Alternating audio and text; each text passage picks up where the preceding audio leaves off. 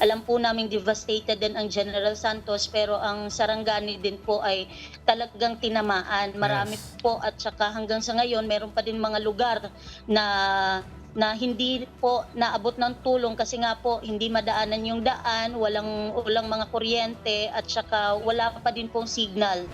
Communities in Mindanao are asking for help days after the powerful quake that displaced thousands and left many more looking for basic provisions. Sinabi ko lang sa kanila nga aksidente yung nangyari dahil sa kakulangan nyo. Kasi punta kayo dun, wala kayong rescuer, may medic daw sila per first aid lang, ganyan. And then 30 to 20 minutes ang dito sa beds hanggang patungo sa ospital. Siyempre, layo na. The Justice Department and the NBI step in as a probe into the drowning of Rene Baterbonia and Divine Adili go deeper. One victim's family has been advised to lawyer up. Yung kaguluhan sa Senado ay nagsasalamin ng leadership ng administrasyon. Yung kaguluhan at kawalang direksyon ng ating bansa ay nagsasalamin kung ano yung klase ng leadership meron ang nakaupo sa palasyo. Vice President Sara Duterte is back in the public eye. She takes another swipe at the Marcos administration and its supposed role in the Senate leadership tug of war. And on Pride Month, we celebrate artists and icons, making the LGBTQIA+ community very proud.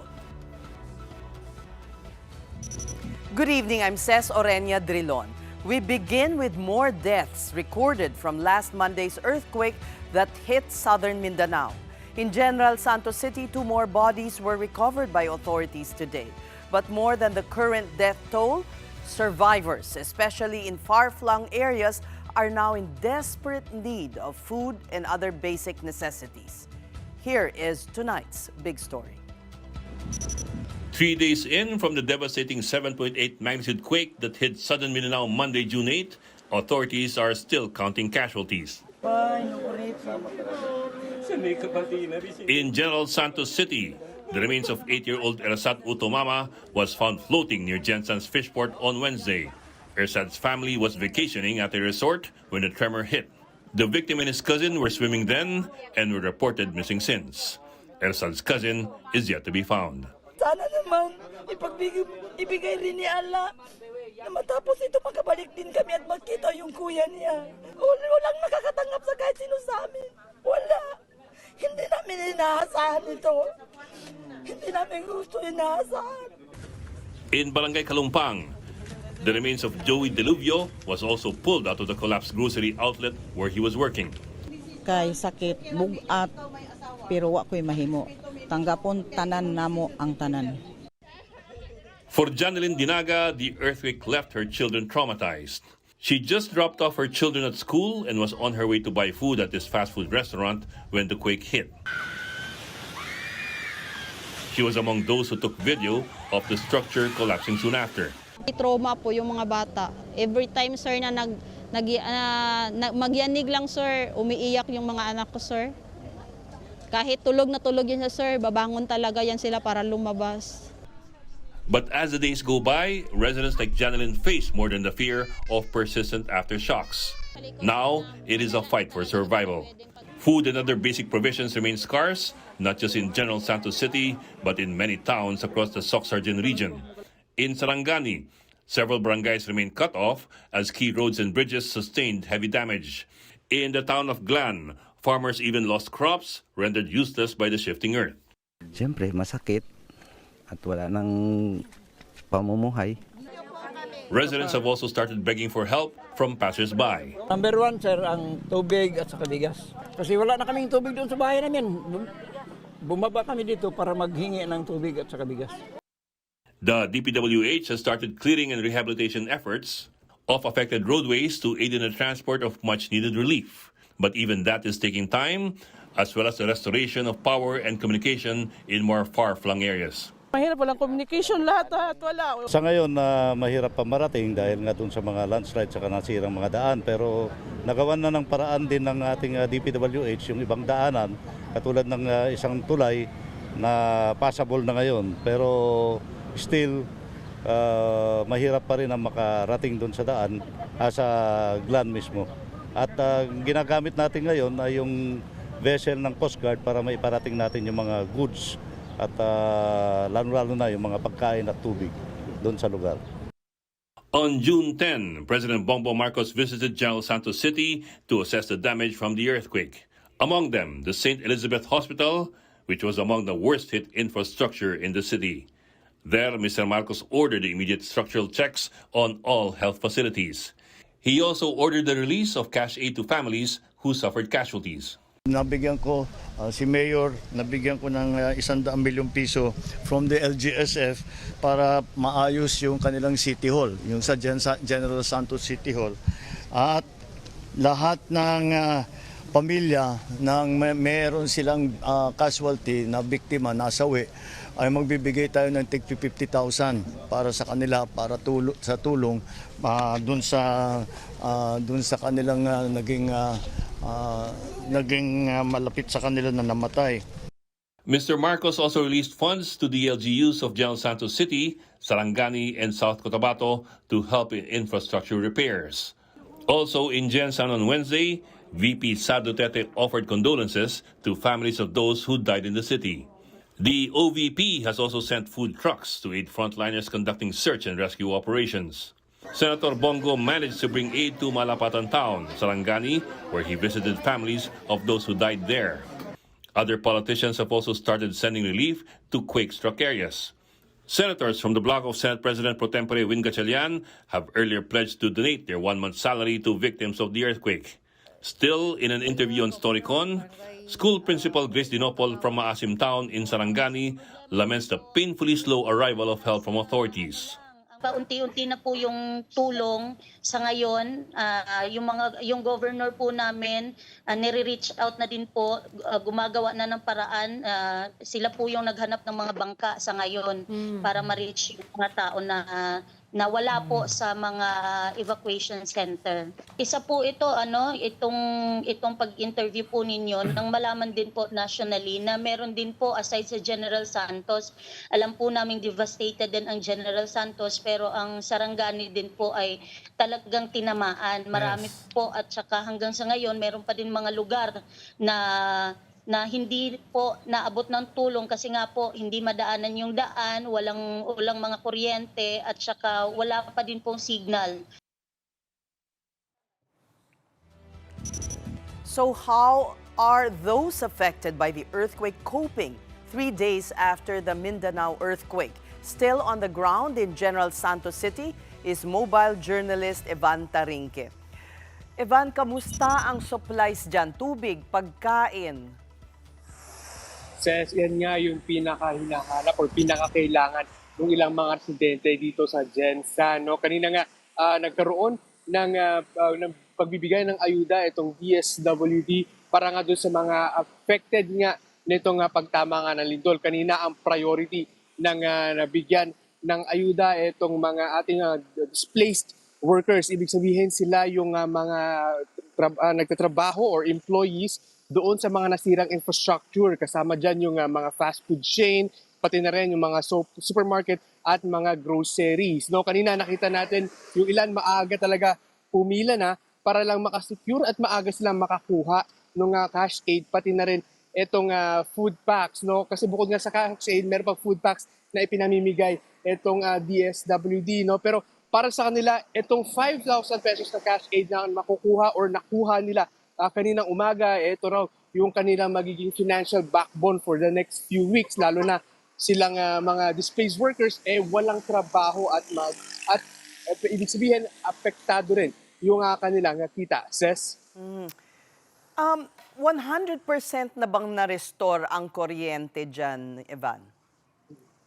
So far, no, makikita nyo naman sa aking likuran, marami namang establishmento dito sa National Highway ng Gensan ang meron ng kuryente. No? Pero para doon sa ilang mga residente na talagang yung kanilang mga bahay ay tinamaan, not fully restored yung ilang mga parte dito sa Gensa, no? Dahil nga marami pa rin yung mga damage na power lines, pero alin nga din sa Department of Energy, no, walang tiyak na timeline kung gaano katagal may ibabalik ng 100% yung power supply dito sa Gensan. Pero so far, almost 80 to 90% meron ng mga kuryente, pati na rin yung mga establishmento at yung ilang mga lugar kung saan talaga pinupuntahan ng mga tao. Yes? Okay, Evan, ikatlong araw pa lamang no, mula nung nangyari yung pagyanig, pero unti-unti na bang bumabalik, nanunumbalik ang normal na takbo ng buhay dyan? Ses, dito mismo sa may, ito sa may barangay Dinadyawan, no, nakita natin na yung ilang mga residente kahit papano, mas relax sila compared the past few days. Pero talagang isa pa rin doon sa nagpapakaba sa kanila kasi is itong tuloy-tuloy na malalakas na aftershocks na nararamdaman dito. No, kanina ng bandang alas 5 or 5 or 6 p.m. kanina, nakaramdam na naman kami ng nasa magnitude 5 na aftershocks. No, talaga, kaya yung ilang mga residente talagang napatayo, napapunta doon sa may Plaza Oval. No? Ito ay kasi open field. No? So pwedeng puntahan ito ng mga tao para sa kanilang safety. No? So yan yung kaninang napapansin natin dito sa mga residente dito. Pero so far, may mga nakuha tayong reports na meron pang mga kabahayan almost in the part of Sarangani part, no, na apektado at talagang sira-sira pa rin yung kanilang mga bahay. Ses? Ang search and rescue or search and retrieval ay patuloy pa rin ba, Evan? Tama ka dyan, Ses, no? Tuloy-tuloy pa rin yung search and rescue natin ng special action operations dito sa may Gensa, no? Isa nga doon sa kaninang napuntahan natin itong sa may Barangay Kalumpang, no, kung saan nga gumuho yung isang supermarket o grocery, no? Kanina nakita natin yung isang member ng PCG gumagamit na nung thermal drone, no, para nga malocate yung heat signature nung mga naiwan pang na trap doon sa loob ng establishmento iyon. Pero so far, no, tatlo pa rin kasi yung pinaghahanap ng mga otoridad dito according yan doon sa Gensan CDRRMO, no. So tuloy-tuloy pa rin yung kanilang search and rescue sa mga oras na ito at hanggat meron daw silang and ngayon kasi etong part ng supermarket ito may lead na rin yung yung search and rescue team kung saan makikita or posibleng makita yung natitira pang missing person. Yes. Ano yung pinakamalaking evacuation center dyan, no? Parang tent city? Ses, sa ngayon ang nangyari kasi karamihan ng mga residente bumalik na sa kanilang mga bahay. No? Pero more or less, ang talagang takbuhan, lalo na doon sa may part ng bandang Plaza Oval, itong Plaza Oval na open field, no? Dahil ito talaga puro puno lang, walang matataas na building na malapit sa lugar na iyan. Kaya nga dyan din natin nakikita yung ilang mga residente talaga na mas pinili magstay sa labas ng kanilang bahay dahil patuloy pa rin yung kanilang takot na baka pag tumama pa yung isa pang malakas na aftershock, talagang tuluyan ng bumagsak yung mga damage na bahay nila. Ses? Pero good news yung sinabi mo, karamihan ay bumalik na sa kanilang mga tahanan. Tama ka dyan, Ses, no? Pero according to sa mga nakuha nating tips, no, meron pang isang subdivision or isa pang lugar almost malapit palabas na ng Gensan papuntang Sarangani province na merong isang specific na subdivision na talagang bumagsak yung mga poste, pati na rin yung mga bahay ng mga residente roon nagkasira-sira na. So yan yung isa pa dun sa pupuntahan natin sa mga susunod na araw. Ses? Maraming salamat at ingat pa rin. Mobile journalist Evan Tarinqueder reporting from General Santos City. Now let's get a bigger picture of this quake's damage. We now speak to Office of Civil Defense Deputy Director for Administration, Asek Bernardo Alejandro. Magandang gabi po sa inyo. Welcome to The Big Story, Asek. Yes, magandang gabi. Good evening sa lahat ng ating mga viewers. So, what is the official death toll now, 3 days after the quake? Oo, meron tayong, we have 45 reported dead victims po, no? And some 630 injured individuals and 17 missing persons. as of this evening po, 6 p.m. Report we gathered from the field. So yun po, that is an increase from yesterday's 38, ano? But ito po, our search and rescue and retrieval is still ongoing. We still have reported missing individuals, and we're still validating other reports. Yes, because, well, it's just the third day. There might still be survivors out there that can be rescued. Yes, ma'am.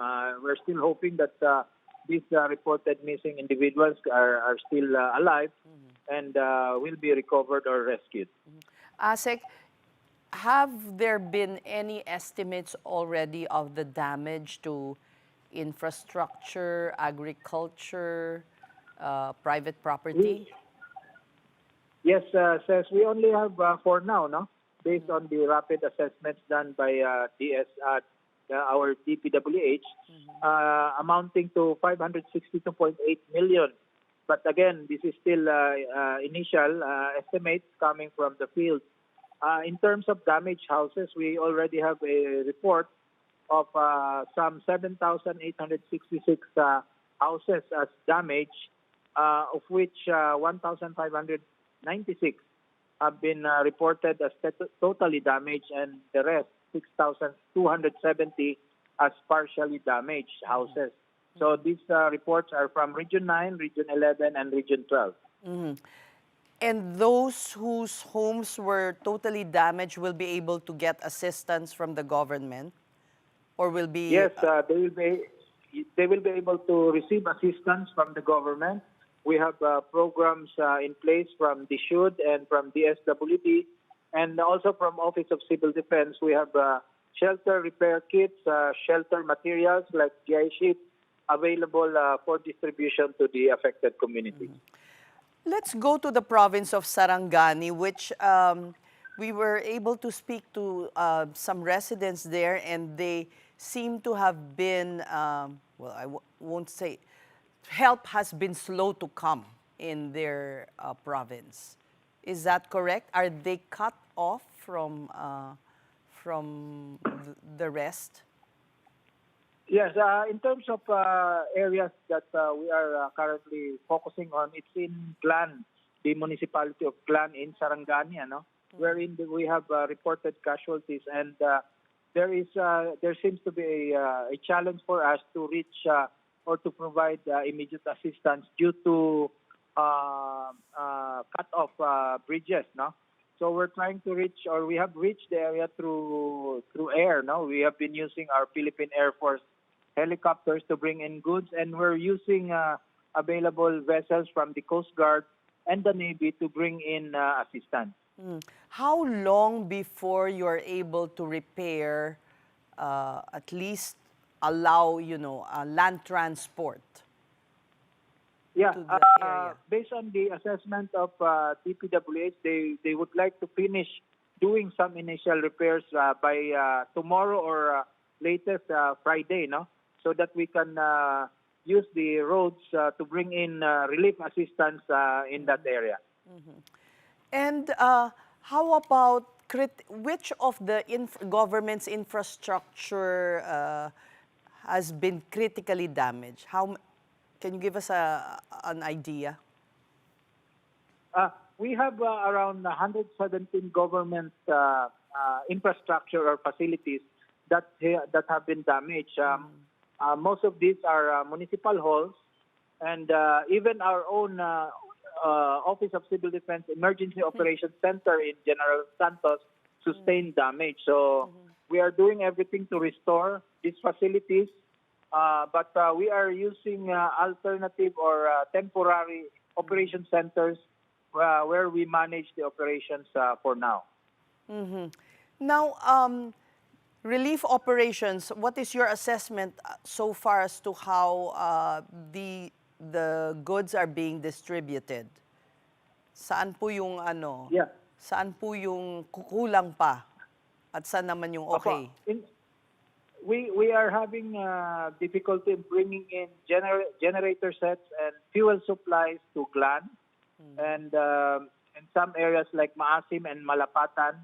where they need additional generator sets and fuel, no, for their resources to sustain the operation. So that's where we are focusing our efforts on. All right. Well, we thank you for your update. Are you here in Manila, sir, or in the area? I'm here in Manila, but our administrator, Yusek Cabreros, is currently in the area doing some assessment and supervising operations in the area. All right. We thank you for your time, OCD ASEC Bernardo Alejandro. We now turn to the state of education in quake-affected areas. We have Sarangani Schools Division Superintendent Ruth Estacio. Now, good evening, ma'am. Welcome to the big story, Ma'am Ruth. Good evening po, Mrs. Good evening po. Ikwento niyo po sa amin unang-una yung inyong naranasan nung Lunes. Opo. Mrs., during that time kasi opening po ng klase, umattend po ako ng flag ceremony sa Mamanawa Elementary School at nasa Malapatan po yon. Sentro din po yon ng quake natin, nasa almost 8 po yung intensity. Kaya buti na lang po at nasa flag ceremony kami. Kaya lahat ng mga bata ay nasa open field. Pero talagang grabe din yung trauma na naranasan namin dahil talagang napakalakas din po doon. At muntik pa kaming hindi nakalabas kasi bumigay din yung tulay pagkatapos ng after a day ng lindol po. Kaya yung mga bata, buti na lang po, may mga earthquake drill din sila. Medyo na-manage din po naman sila. Pero syempre nandun yung mga parents nila. Yung iba medyo nagpanic din po ng konti. Asawa ng Diyos ay wala naman pong nangyari sa amin doon sa Mamanawa Elementary School. Opo, kayo po'y sinasaluduhan ng mga namumuno sa DepEd dahil po kitang-kita na na-manage ninyo yung mga bata in control kahit Opo. I'm sure kahit kayo natatakot at that time. Opo. Yes, Ma'am Ses. Talagang yun ang isa sa pinakamalakas na lindol na naranasan ko. Last November 17, 2023 ay may 7.2 lindol din dito na nangyari sa Sarangani. Pero yung latest po talaga ay mahaba, matagal at dihamak po na mas malakas kasi almost intensity 8 po siya talaga. Pero yung mas nahirapan po talaga ngayon ay yung bayan ng Glan natin, yung sunod sa Malapatan kasi isolated po sila ngayon, Mrs. Kasi nabiyak yung mga daan, naputol din yung mga tulay sa mga barangay. Kaya kailangan mo pang sumakay ng bangka bago makarating sa next municipality nung pinuntahan namin. Yung Malapatan at yung Glan. Kaya sana po ma-highlight din po na hindi lang po Gensan ang naapektuhan ng malakas. Mas grabe din po ngayon talaga ang ating mga kababayan sa Glan, Sarangani. Especially po yung mga teachers natin, nagte-text po sila at nakikiusap sa amin na mapadalhan sila ng water, yung basic needs talaga nila. Kaya kanina may inactivate din tayo ng mga grupo na nagpadala ng mga water supply doon sa ating mga kababayan at co-teachers. Dinaan pa namin yun sa bangka para lang makarating sa kanila. Nahiya nga daw sila, wala silang mga ligo. Talagang wala silang kuryente doon ngayon, Ma'am Ses. I don't know kung bumalik na po at this moment. Pero yung mga signal, yun ang gusto nila ring kahit pa generator set na solar para makapag-communicate din sila sa mga ano nila. And then water po talaga ang hinihingi nila. Opo. Yun po. Tila nakaligtaan ba o na hindi lang talaga, mahirap lang abutin itong Sarangani at yung... Kasi po, opo. Oo. Ma'am Sis, after a day kasi hindi nakuha yung mga report galing doon kasi nga nawalan sila ng signal, nawalan sila ng kuryente. Yung kahapon pumasok yung mga reports about Glan and also Malapatan and we realized na talagang mas malaki din pong mga damages din doon dahil heavily affected din po talaga yung area natin dahil sa hindi na nga naabot dahil naputol yung tulay, nabiyak yung mga daan. Saka yung mga seawall sa ibang barangay ay naapektuhan din, natabunan. Meron nga po tayong casualty, Ma'am Ses. Meron tayong casualty sa Malapatan Municipality. Yung isang estudyante natin ay natabunan po siya ng lupa. Dahil, may mga landslide po na nangyayari sa ating mga kabundukan sa Malapatan. At ganun din po sa Glan. So 3 actually po, yung 2 missing pa po sa barangay naman po ng Kinam, which is in Malapatan, and also in Daansuyan po yung namatay na bata natin. Ma'am Ruth, kakausap lang namin sa kay ASEC Alejandro ng OCD at sinasabing helicopters naman po at saka mga Air Force equipment ang ginagamit nila para madala ang tulong dyan. Generator, sabi, at syempre fuel. Pero yung basic provisions po, ang kulang, sana naririnig nila itong mga panawagan ninyo. Tubig po, pagkain, ano pa po? Tubig, pagkain, basic needs po nila. Nagbigay naman po ng tulong si Governor Ruel Pacquiao, nakita din po namin. Si Congressman Steve Solon at ang iba pang mga mayors din po ng Sarangani, nagpadala din po sila ng tulong doon. Si Secretary Angara, si PBBM at even our VP has also visited rin po our area. Nag-airlift din po kanina ng mga pasyente sa hospital, Ma'am Ces, kasi nasa likod lang kami ng Kapitolyo. May 3 beses po bumaba yung helicopter kanina kasi kinuha na rin yung mga pasyente doon sa area ng Glan. So kitang-kita rin namin po yung paghatid ng mga pasyente. Dito po sa Sarangani, Ma'am Ces, nasa 173 po ang total ng schools natin na affected po talaga, yung totally damaged. 173 po yan, Ma'am Ces, out of 327 natin na schools. 89 sa elementary at 84 po sa secondary. At saka yung mga major damages naman po natin ay nasa 990. 90 schools po yon at 173 na. Talaga pong saludo kami sa inyo kasi ang mga teachers ang nagpaabot nitong mensahe na kailangan ng Sarangani ng tulong. Paano po tayo, itong pag-uusap po natin, paano nyo nagawa? Nagtulong-tulungan din po sa mga GC, sa mga group chat, nagsisend. And then together with the LGU po, talagang nagtutulungan lang din yung mga... Nag-open na rin po namin yung operation center namin kahapon, kaya pasok lang din po yung mga information. Ang ating DRR po through the SGOD natin ay hingi rin po ng mga report. May mga school coordinators naman po tayo sa bawat schools, kaya naitala din na meron tayong 28 house na na-damage, yung mga teachers natin. 34 naman po yung minor damage, and then slightly damage po ay nasa 18 din po. And then yung schools natin used as temporary shelter, 11 po yun, Ma'am Miss Seth. Meron po bang mga tents doon? May mga provisions po doon sa... Kasi ang iba ay ayaw sa loob matulog at sa labas dahil nga sa mga aftershock. Matindi po ba ang mga aftershocks dyan? Yes, ma'am. Meron pang 5.6 kanina ng umaga. Kaya yung iba sa amin sa office na granular reporting na po kami kasi kailangan ding mag-report. Pero umuwi din kanina ulit kasi may malakas pa na aftershock kanina. Kaya buti na lang si Governor nag-declare din ng 72 hours na suspension, kaya suspended pa rin yung klase namin. Pero until tomorrow, may granular return na rin po sa mga not so affected. So ang instruction po natin ay bago sila bumalik ay dapat may clearance, mag-ask ng inspection from the proper authorities, LGU Engineering, and then DepEd Educational Facilities Section din po. So tingnan ang mga major at minor na mga damages sa classroom. Pag may clearance po, pwede namang bumalik bukas, granular lang.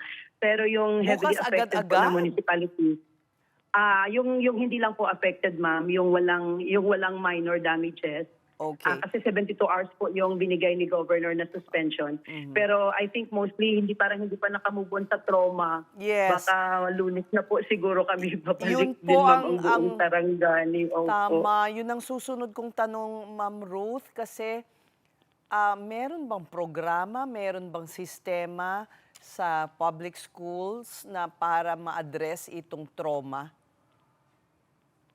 Yes, ma'am. Ang ating mga DRRM, may mga coordinators tayo sa school ay trained po sila na magbigay ng mga psychosocial first aid at mga psychosocial support sa ating mga kabataan. At bilang opening block din po ng ating opening sa school year, isa po dyan sa binibigay natin yung mga mental health lectures natin. But because of this event, talagang psychological first aid yung ibibigay natin at mga debriefing po at psychosocial support sa mga bata pag bumalik po sa school by Monday more or less.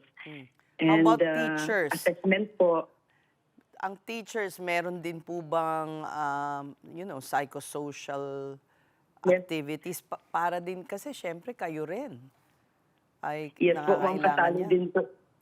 Opo, kasali din po ang teachers, ma'am. In fact, yung nurse namin nga sa office, bukas bibigyan niya rin daw kami ng psychosocial debriefing bago mag-granular report yung mga staff namin. So everybody talaga needs that po, ma'am says. So Ma'am Ruth, ano sa tingin ninyo ganong katagal aabutin ang pagbangon ninyo dyan sa Sarangani, sa Glan, sa Maasim? Opo, Makimakyamba, Malungon, and naranasan namin ang lindol last November. Kahit pa paano nakabangon na rin din po kami, pero sabi nga parang hindi pa rin totally recovered kasi yung mga ongoing construction, ongoing repair, nandun pa rin yun. And then ito na naman po ulit. Pero I believe habang nagtutulungan kami, we are stronger together with our LGU, together with the people helping us. And we are already having those help coming. And I know sa susunod na mga araw ay marami pa pong tutulong sa amin. Sana po mabigyang pansin ang Malapatan, especially din po ang Glan. Opo. So yun po ang inaasahan namin, Ma'am Seth. And we hope na mabigyan ng repair and retrofitting yung mga damaged classroom. And siguro mag-shift lang muna sa alternative delivery mode yung klase kung meron pa rin maraming aftershocks na magaganap po. We've been told that Glan is one of the most beautiful places in the Philippines. Yes. Kaya balak kong Mga puntahan tekad po sa yan. Boracay yan, ma'am. Napakaganda Yes, raw ma'am. po.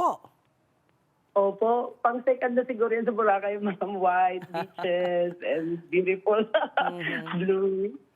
So, ayan, sana naman ay dumating ang tulong agad-agad sa inyo. Marami pong salamat for giving us the news, Yes po, Ma'am Sarangani Teresa. Schools Yes po. Division Superintendent Ruth Estacio. You're watching The Big Story on One News. When we return, a grieving mother is not accepting any apology for the death of Rene Baterbon.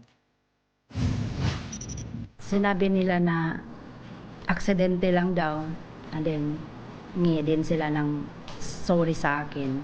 Pero yun, sabi ko, hindi may babalik yung sorry sa anak ko. Hindi na mabubuhay yung anak ko sa sorry niyo.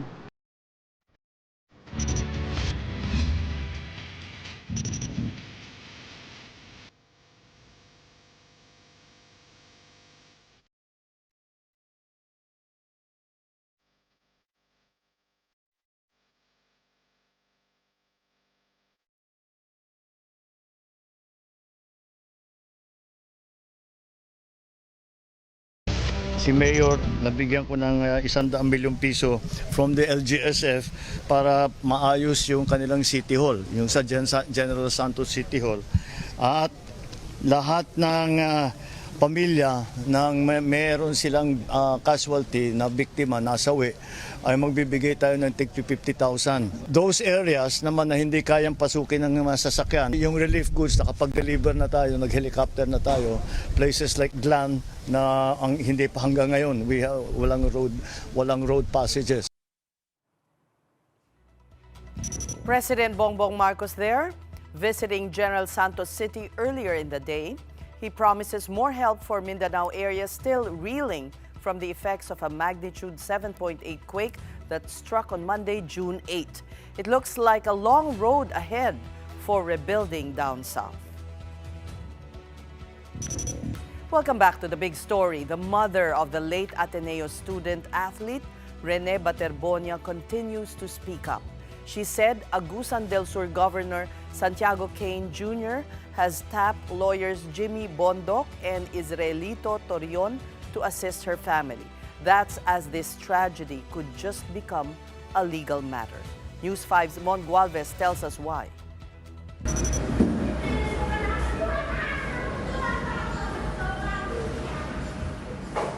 Even the walls of this funeral home in Quezon City couldn't silence this mother's deep grief. Rovelyn Baterbonia said Ateneo de Manila University has apologized for the death of her son Rene. The rising basketball star drowned in Aurora on June 8 along with Nigerian Divine Adili during a team building activity. Ateneo is shouldering funeral expenses. It has also offered to foot the bill for Adili's return to his homeland and the Baterbonia family's return to Agusan. But at this point, nothing can console the victim's kin. Sinabi nila na aksidente lang daw, and then hingi din sila ng sorry sa akin. Pero yun, sabi ko, hindi may babalik yung sorry sa anak ko. Hindi na mabubuhay yung anak ko sa sorry nyo. The head coach of the Blue Eagles, Tab Baldwin, has yet to reach out to the family of Rene. Kung magharap man kami ngayon, parang hindi ko pa siya kaya kausapin. Kasi nga, sabi ko, unahin ko muna yung anak ko. At the moment, the story is not making sense to Rovelyn. She is sure her son knew how to swim. She has been told that Rene and Divine had no ankle weights when they waded in the waters of Aurora. Sinabi ko lang sa kanila nga, aksidente yung nangyari dahil sa kakulangan nyo. Kasi punta kayo dun, wala kayong rescuer, may medic daw sila per first aid lang, ganyan. And then 30 to 20 minutes ang dito sa beds hanggang patungo sa ospital. Siyempre, layo na. Rene's basketball teammates from high school still can't believe the tragedy. Nung nalaman ko, parang napakasakit kasi parang hindi ko na siya teammate, para ko na siyang brother eh. Kasi sa 2 taon na nagsama kami, grabe yung experiences, yung challenges namin, sama-sama kami sa games or sa kahit anumang lakad, kasama ko siya palagi. Rene is such a good friend. Napakabait kasi ni Bobet. Tapos yun, nung nalaman namin, ganun lang nangyari sa kanya. So, as teammates, alam namin kung gaano ka mabuting tao si Bobet. Jess Evangelio, a former coach to Rene Baterbonia, only heard bits and pieces of what really happened on Monday in Aurora. Sabi ng mga coaches na andun, at first calm pa daw yung dagat. Tapos may malaking alon daw na, yung first alon daw, yung mga players, parang nag-enjoy pa daw, kasi may malaking alon. Tapos yung second pati third alon, doon na parang na-scatter sila. So, yun, sabi nila, yung nakausap namin ng mga coaches, sobrang bilis daw ng pangyayari. Nangyari daw talaga yung dati. Pero, through the years, parang ini-improve daw nila na, parang mas, hindi na, mas safer yung Kaya, parang sa kanila din, parang first time din talaga na kahit since 2017 until now, first time nangyari yung, every year daw nila ginagawa, pero first time daw to na may mga namatay. Based on the medical legal report, Rene and Divine died of asphyxia by drowning. Aside from Baterbonia and Adili, 2 others almost drowned on that day. But they emerged from the water in a few minutes. It took rescuers 40 minutes before finding the 2 young cagers. Resort personnel had also told police the incident occurred almost 300 meters away from the resort and that they repeatedly warned the Ateneo team not to venture too far for their safety. Nung unang dating po nila, nag-uusap po sila na yung kondisyon ng dagat natin dito sa pagtapat ng resort ay safe dyan, mababa dyan. Alam natin ang sitwasyon ng dagat dyan. Yung pong team ay gusto ng pagkaya po silang humigit po sila na huwag silang pakialam sa nila activity. The Justice Department has directed the National Bureau of Investigation to create a task force. This body will investigate the circumstances surrounding the death of the 2 students. It could also recommend appropriate charges. For its part, the Philippine Sports Commission has extended condolences to the bereaved families. For now, they are leaving the probe to authorities. The PSC likewise acknowledged action of the Commission on Higher Education as well as the fact-finding mission to help with the probe and to provide psychosocial support to the families and teammates of Baterbonia and Adili. The PSA is looking to push for a law that will regulate the profession of sports coaches in hopes of preventing a similar tragedy. For News 5, Mon Gualvez, we are One News. In another development, the Philippine Coast Guard recently reported the presence of a floating structure in Bajo de Masinloc. Retired Rear Admiral Romel Jude Ong warns that China's new floating platform in Bajo de Masinloc is a tactic of incremental expansion, threatening to turn temporary presence into permanent control if unchallenged. Ong urges the Philippines to counter this by establishing a sustained unilateral maritime presence to prevent Beijing from cementing a 30 nautical mile buffer zone. Ang facts on the ground ngayon is sila may control ng 30 nautical mile buffer zone, tapos tayo wala dyan.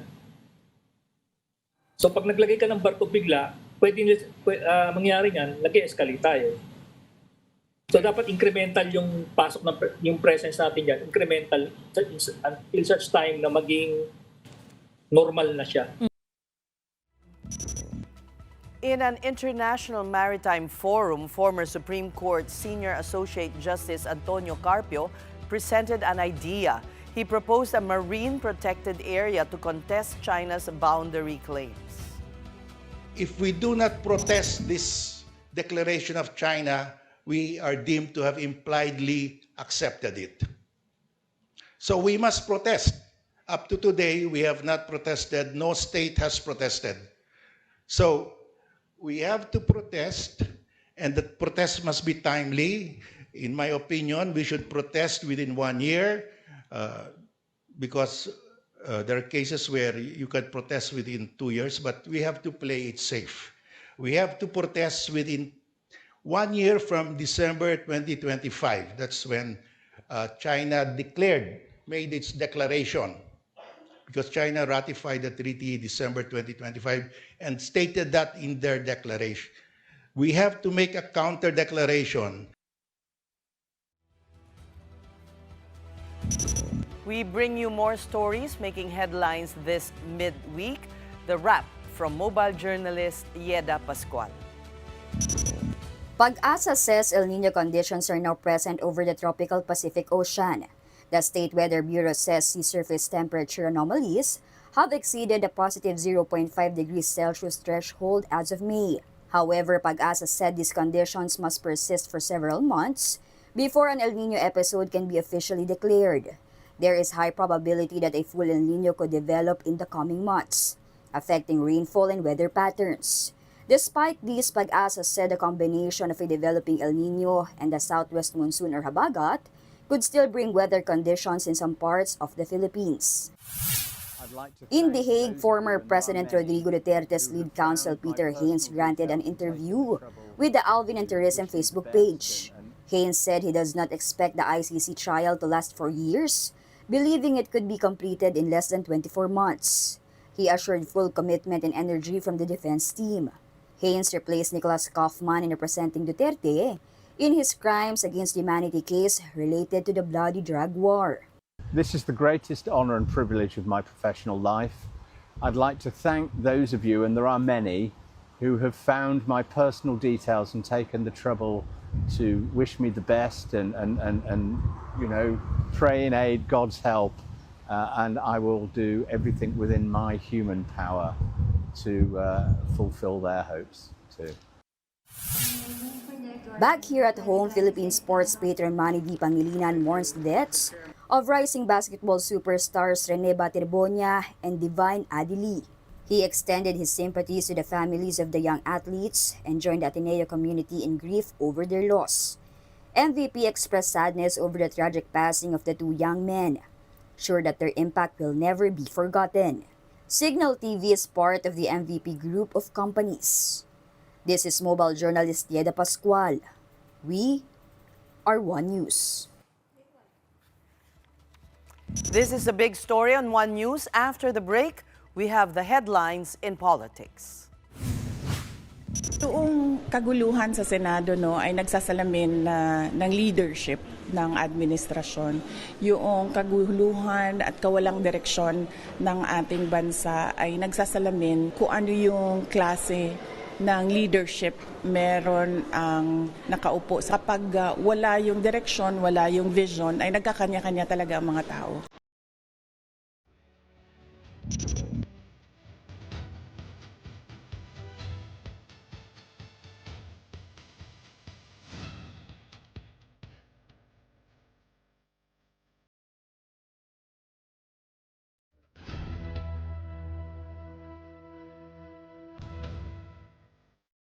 The big story is back with Senate President pro tempore Win Gatchalian. He cites the NBI and its suspicion the security threat on the chamber could be connected to the 18 alleged bagmen of former Congressman Saldico. But Gatchalian was quick to clarify this does not mean these self-proclaimed ex-Marines will sow chaos.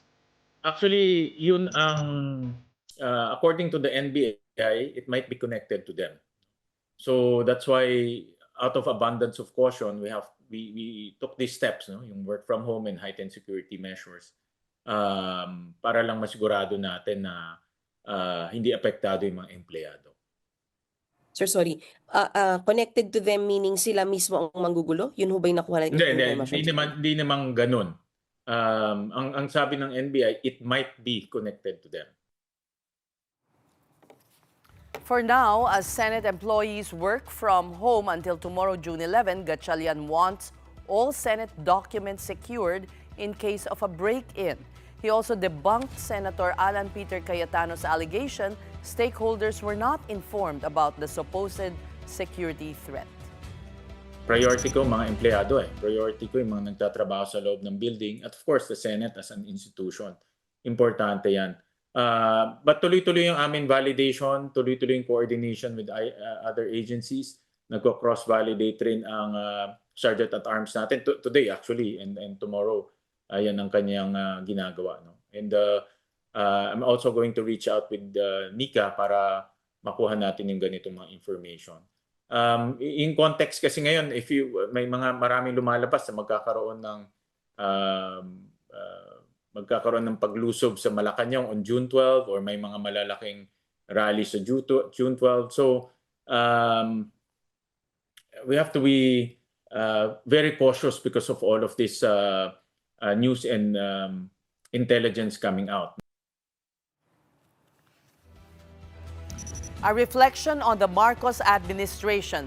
This was how Vice President Sara Duterte described the current power struggle at the Senate. In an exclusive interview with News 5 after her visit to quake victims in General Santos City, the VP said the executive lacks direction, hence the trickle down in other government branches. Yung kaguluhan sa Senado ay nagsasalamin ng leadership ng administrasyon. Yung kaguluhan at kawalang direksyon ng ating bansa ay nagsasalamin kung ano yung klase ng leadership meron ang nakaupo. Kapag wala yung direksyon, wala yung vision, ay nagkakanya-kanya talaga ang mga tao. House Deputy Speaker Paulo Ortega V blasted VP Duterte's statement.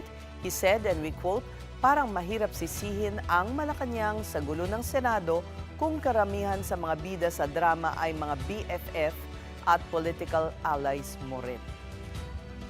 Baka before pointing fingers, check muna kung sino ang nasa group chat. Unquote. And meantime, House prosecutors also rebuked Senator Alan Peter Cayetano for accusing them of rigging the upcoming impeachment trial. The team has since recognized the leadership of Senate President pro tempore Win Gatchalian.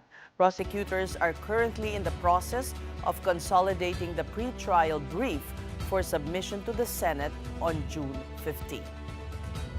We believe that the new leadership can actually provide a fair trial in as far as this articles of impeachment is concerned, no? During the time of former SP Alan, we expressed our And before he traveled the world to become an Emmy winner and an LGBTQIA+ icon, queer star Antoni Porowski had it good with Pinoy friends. It was them who introduced him to great food, warm hospitality, and to the beauty of Filipino culture. To this day, Antoni carries those memories with him. That and other Pride Month stories from News 5's MJ Marfori. World traveler, heartthrob, lifestyle expert, and Emmy winner. When it comes to living well, few people embody it better than Queer Eye star and Emmy Award winner Antoni Porowski. And we got the chance to sit down with him exclusively to talk about life, travel, and his new National Geographic series, Best of the World. Speaking of the best, Antoni revealed that some of the people who helped shape his taste and worldview were actually his Filipino best friends during his school years. So, grades 7, 8, 9, and 10, I lived in West Virginia. And my father was there as a physician. And we had a lot of Filipinos. My best friend was Earl Floresca, Rachel Mendoza. When I was at their house, there was always rice in a rice cooker, the banana leaf, the blood sausage, lumpia, all that kind of stuff. So that was like my after school food, my pre-dinner before I went home and had my own dinner. Wow. So I was lucky enough. Today, Antoni is considered one of the world's leading tastemakers, known for curating unique travel experiences and unforgettable adventures. He says his early exposure to different cultures, including Filipino culture, played a major role in shaping how he sees the world. My exposure to other cultures from a very early age was food, which I think sort of primed me for how I travel. In his new travel series, Best of the World, Antoni takes viewers to cities like London, Mexico, Paris, and New York. But instead of the usual tourist hotspots, he goes beyond the postcards to uncover the stories and people behind them. Getting people to be curious about doing things differently and traveling and just kind of going off the beaten path a little bit and not just doing the expected. And if you're going to do the expected, like going to Big Ben, who's operating that clock? And if he gets another season, Antoni says he would love to feature the Philippines, particularly its islands, a place that holds a special connection to his formative years. Best of the World is now streaming on Disney Plus Philippines. Visayan talent takes center stage after a successful pilot run.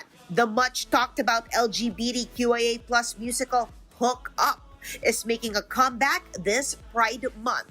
Due to popular demand, the production is returning for a second run. Leading the cast once again are Cebuano theater stars Jan Echevarria, Shim Dagatan, Paul Pablo, and Grant Bacaltos. It tackles a lot of themes, hindi lang siya for the people within the LGBTQIA+ community, but it's also really for the people outside it, not just the allies, of course, because we wanna include kasi themes na we know that are that is very human. We include the importance of connection, relationship, acceptance, and love.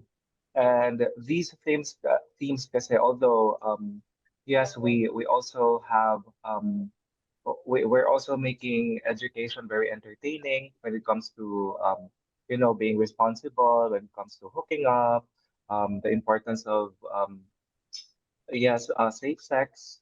The musical first premiered last year as part of an HIV awareness campaign and quickly generated buzz within the community. Audiences responded to its original story, catchy music, and relevant themes, all created by Visayan playwright and director Jude Gitamundo. The show explores same-sex love, modern relationships, and connection in the digital age. Initially, yes, most of what we staged last time will be there, but there will be a lot of improvements in terms of staging, and we actually added one more song, one new scene, just to upgrade the story a bit. Hook Up will have 3 shows this Saturday, June 13 at Sky Hall, Seaside, Cebu. The production team hopes to take the musical on a national tour and eventually bring it to Manila. MJ Marfori, We Are One News. And those are the big stories this midweek. I'm Ces Orenia Drilon, kapatid. We are One News, your side all the time. Good night.